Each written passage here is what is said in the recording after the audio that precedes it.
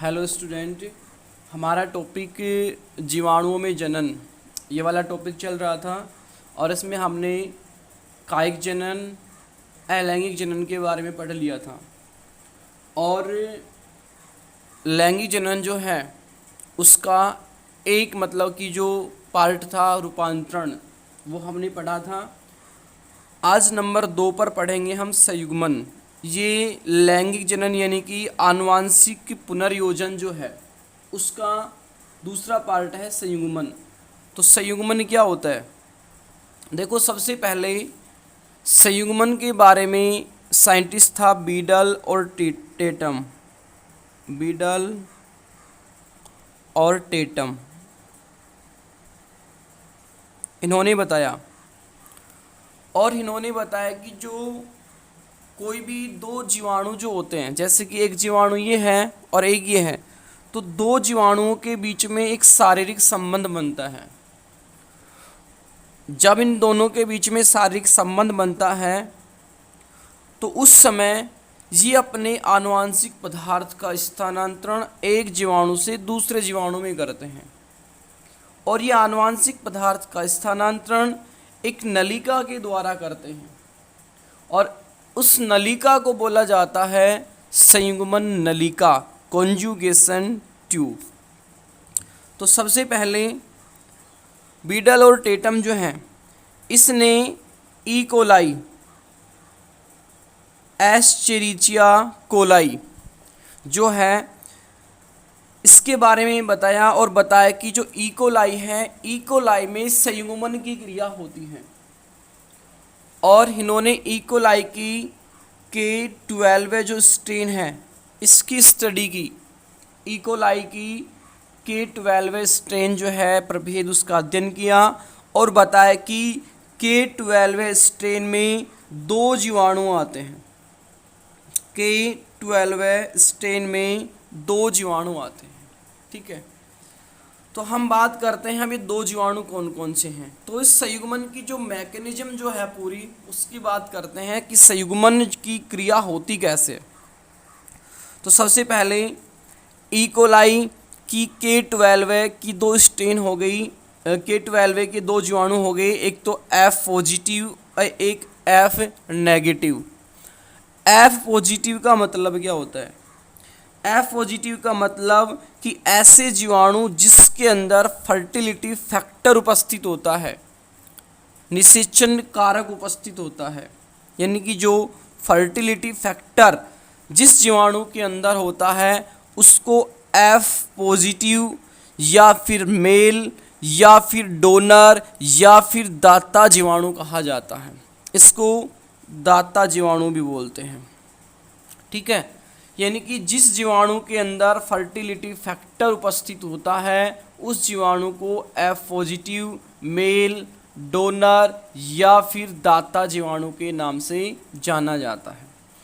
एक दूसरा जीवाणु जिसके अंदर फर्टिलिटी फैक्टर जो है वो नहीं होता है, यहाँ पर तो फर्टिलिटी फैक्टर है लेकिन यहाँ पर नहीं है, तो उसको बोला जाता है F नेगेटिव या फिर फीमेल या फिर रिसेप्टर या फिर ग्राही जीवाणु। तो K12 स्ट्रेन में दो जीवाणु आते हैं, एक F पॉजिटिव और एक F नेगेटिव। जब ये दोनों मतलब कि इनमें मतलब कि संयुग्मन की क्रिया होती है तो F पॉजिटिव और F नेगेटिव F पॉजिटिव और F नेगेटिव दोनों जीवाणु एक दूसरे के नज़दीक आते हैं और जैसे ही नज़दीक आते हैं तो उसके अंदर एक ट्यूब का निर्माण होता है। उस ट्यूब को बोला जाता है कॉन्जुगेशन ट्यूब, संयुग्मन नलिका, ठीक है। अब देखो, ये वाला जो है F पॉजिटिव में स्वयं का एक DNA है, F नेगेटिव में भी स्वयं का DNA है, लेकिन F पॉजिटिव में क्या है? फर्टिलिटी फैक्टर है, ठीक है। अब यहाँ पर होता क्या है, देखो कि जो F पॉजिटिव वाला है इसका जो प्लाज्मिड होता है, प्लाज्मिड, अभी हमने बात की थी प्लाज्मिड की, मतलब कि पहले अभी प्लाज्मिड क्या होता है।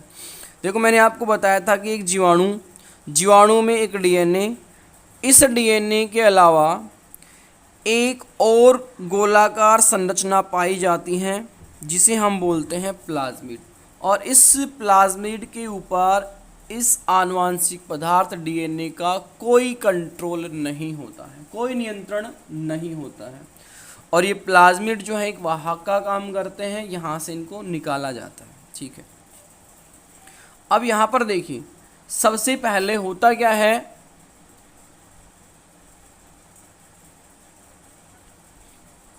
देखिए होता क्या है कि यहाँ पर ये जो प्लाज्मिड है ये गोलाकार संरचना में है। प्लाज्मिड क्या है, गोलाकार संरचना में है।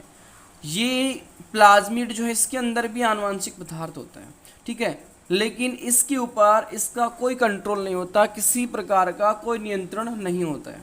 देखो सबसे पहले क्या करता है, ये द्विगुणन करता है। ये जो डीएनए है वो क्या करता है, द्विगुणन करता है। और जैसे द्विगुणन करता है तो रेखीय संरचना में क्या हो जाता है, कन्वर्ट। लीनियर, ये गोलाकार है, यदि ये गोलाकार प्लाज्मिड होगा तो यहाँ पर नहीं जाएगा, लेकिन ये क्या करता है, यहाँ से कन्वर्ट होता है, कन्वर्ट होके क्या बनाता है, लीनियर संरचना बनाता है, रेखीय। और ये जो रेखीय डीएनए जब बनता है, रेखीय डीएनए इस संयुग्मन नलिका की सहायता से यहाँ से मूव करता है और ये आ जाता है F नेगेटिव जीवाणु के अंदर। कहाँ पर आ जाता है, F नेगेटिव जीवाणु के अंदर।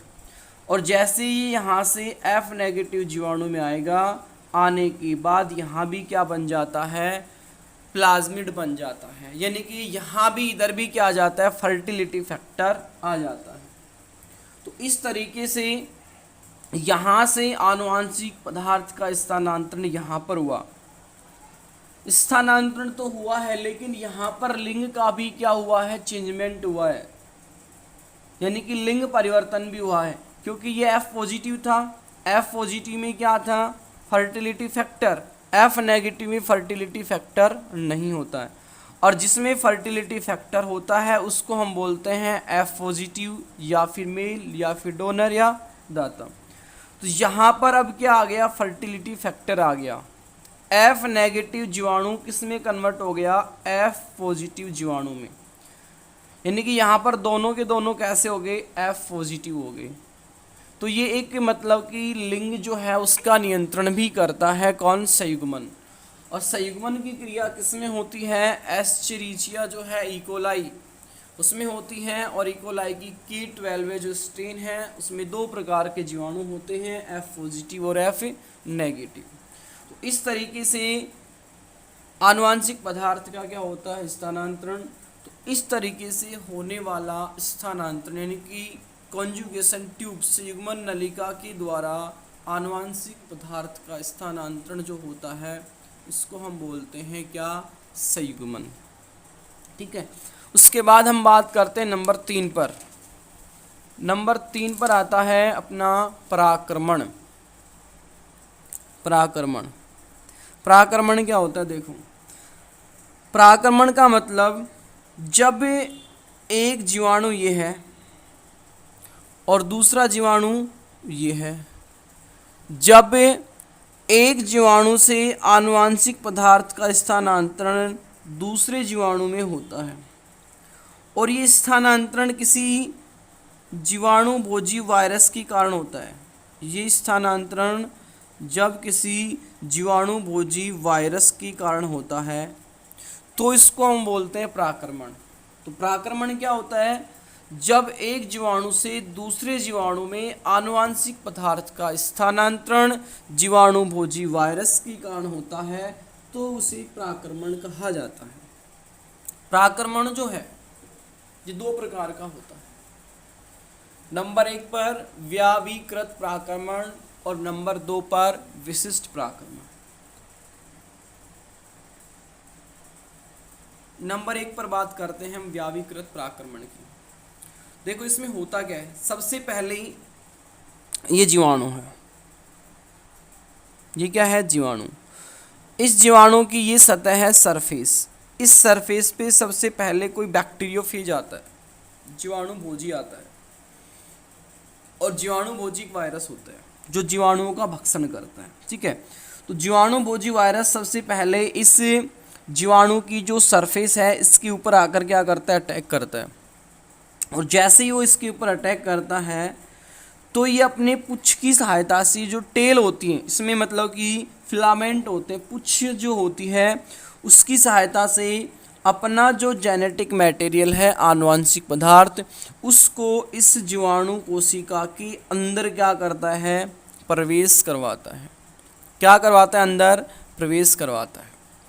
जैसे ही जीवाणु भोजी का आनुवंशिक पदार्थ जीवाणु के कोशिका द्रव में आ जाता है, आने के बाद जो जीवाणु का जो आनुवंशिक पदार्थ था वो छोटे छोटे खंडों में क्या हो जाता है, टूट जाता है।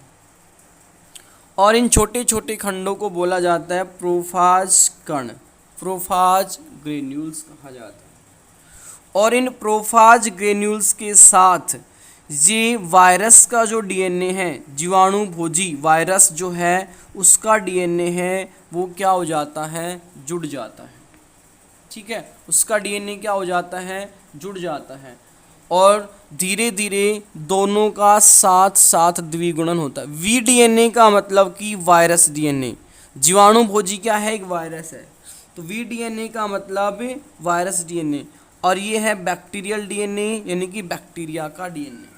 ठीक है, तो अब यहाँ पर हुआ क्या है कि ये जो वी डीएनए है ये प्रोफाज कण के साथ में जुड़ जाता है और जुड़कर क्या करता है, जीवाणु भोजी के खंडों का निर्माण करता है। ये वी डीएनए जब इस प्रोफाज कण के साथ जुड़ेगा, जुड़ने के बाद इस बैक्टीरियोफेज जो है, यानी कि जीवाणु भोजी जो है, बनता किससे है, उन खंडों का निर्माण करने लग जाता है। यानी कि जीवाणु भोजी के छोटे छोटे खंडों का निर्माण करने लग जाता है। यानी कि बैक्टीरियोफेज बॉडी पार्टिकल, ये सारे क्या होंगे, बैक्टीरियोफेज बॉडी पार्टिकल, यानी कि बैक्टीरियोफेज जीवाणु भोजी का निर्माण करने वाले कण। ठीक है, और जब ये जीवाणु भोजी के निर्माण करने वाले कण हैं, जी जब आपस में जुड़ते हैं तो जुड़कर क्या बनाते हैं, बहुत ज़्यादा जीवाणु भोजी बना लेते हैं। क्या कर लेते हैं, बहुत ज़्यादा संख्या में जीवाणु भोजी बनाने लगते हैं। ये बैक्टीरिया है पूरा, यानी कि जीवाणु की संरचना है, ये जीवाणु भोजी है और इसका आनुवंशिक पदार्थ इसमें आ चुका है। अब यहाँ पर जब बहुत ज़्यादा बैक्टीरियोफेज बन जाते हैं, यानी कि डॉटर बैक्टीरियोफेज, बैक्टीरियोफेज की बहुत ज़्यादा संख्या हो जाती है, तो यहाँ पर हुआ क्या है, इस जीवाणु भोजी के डीएनए में, इस जीवाणु भोजी के डीएनए में जीवाणु का डीएनए भी है और जीवाणु भोजी का भी है, यानी कि वायरस का भी है और जीवाणु का भी है। और जब बहुत ज़्यादा इनकी संख्या बढ़ जाती है, बढ़ जाने के कारण जीवाणु की जो कोशिका होती है वो फट जाती है। जीवाणु की कोशिका क्या हो जाती है भैया, फट जाती है। फटने के बाद यहाँ से जीवाणु भोजी बाहर निकलता है और ये जो जीवाणु भोजी बाहर निकला है इसके अंदर ये बिल्कुल जो ये वाली संरचना है ये हो गया बी डीएनए, और ये जो सर्कुलर है जी थोड़ी, इसको बोला जाता है वी डीएनए। ये वी डीएनए यानी कि सेम इसकी जैसी संरचना है। ठीक है, यानी कि इस जीवाणु भोजी के अंदर बी डीएनए यानी कि बैक्टीरिया का भी आनुवंशिक पदार्थ है और वी डीएनए वायरस जो है बैक्टीरियोफेज उसका भी आनुवंशिक पदार्थ है। जैसे ही ये बैक्टीरियोफेज किसी जीवाणु कोशिका पर फिर से अटैक करता है तो जीवाणु भोजी के अंदर जो जीवाणु का डीएनए है वो कहाँ चला जाता है, बैक्टीरिया जो है उसके अंदर चला जाता है। ठीक है, किसके अंदर चला जाता है, बैक्टीरिया के अंदर चला जाता है। तो इस तरीके से आनुवंशिक पदार्थ का स्थानांतरण जीवाणुओं में किसके कारण हुआ है, एक जीवाणु भोजी वायरस के कारण। ठीक है, इसलिए इसको बोला गया पराक्रमण। और यह है व्यापीकृत पराक्रमण, ज़्यादातर इस तरीके से ही जीवाणु भोजी के द्वारा क्या होता है, जो आनुवंशिक पदार्थ का स्थानांतरण होता है। और इस जो क्रिया है पराक्रमण जो है, इस पराक्रमण की क्रिया के बारे में जिंडर ने बताया, जिंडर और लेडरबर्ग ने तो ये हो गया नंबर 1 पर व्यापीकृत प्राक्रमण, जो बहुत ही सिंपल है। जीवाणु भोजी वायरस के कारण आनुवांशिक पदार्थ का स्थानांतरण होता है। उसके बाद प्राक्रमण का दूसरा पार्ट आता है विशिष्ट प्राक्रमण। विशिष्ट प्राक्रमण, देखो इसमें क्या होता है। सबसे पहले वही ये बैक्टीरिया का डीएनए है, बैक्टीरिया डीएनए, ये बैक्टीरियोफेज है,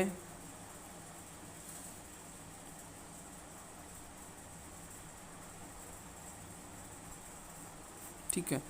तो सबसे पहले जीवाणु कोशिका, इस जीवाणु कोशिका के संपर्क में कोई भी बैक्टीरियोफेज जीवाणु भोजी आता है, तो जीवाणु भोजी जैसे ही इस बैक्टीरियो के अंदर, मतलब कि बैक्टीरिया के अंदर एंटर करता है, यानी कि जीवाणु भोजी का डीएनए यानी कि आनुवांशिक पदार्थ, सेम वही क्रिया है। सबसे पहले कोई भी जीवाणु भोजी जीवाणु कोशिका के संपर्क में आता है, तो जीवाणु भोजी अपने पुच्छ तंतुओं की सहायता से अपने आनुवांशिक पदार्थ को जीवाणु कोशिका के अंदर क्या करता है, प्रवेश करवाता है। अब यहाँ पर क्या हुआ है, देखो व्यापीकृत प्राक्रमण में तो जीवाणु डीएनए छोटे छोटे खंडों में कन्वर्ट हो गया था, जिन्हें बोला गया था प्रोफाज कण।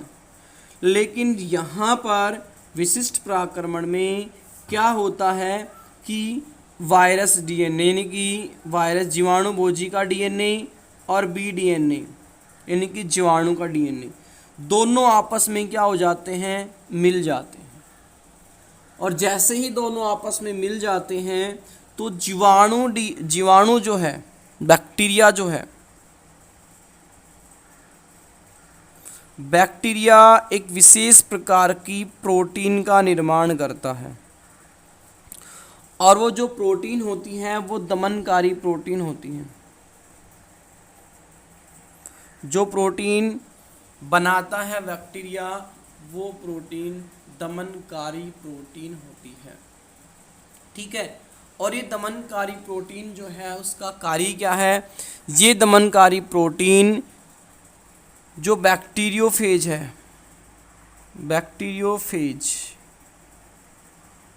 उसके डीएनए को इनएक्टिव करती है, निष्क्रिय करती है।